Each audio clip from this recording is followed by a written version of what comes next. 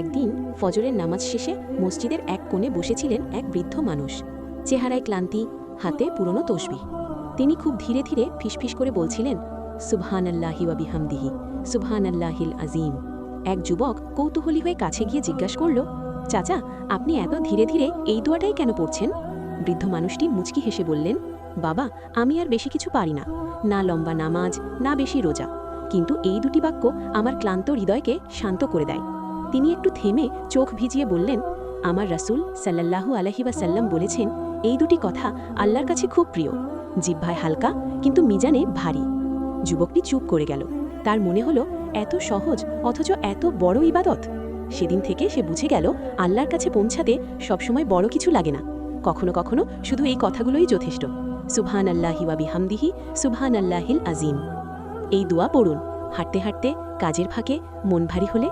আল্লাহ আপনার ছোট আমলকেও পাহাড় সমান করে দেবেন ইনশাআল্লাহ।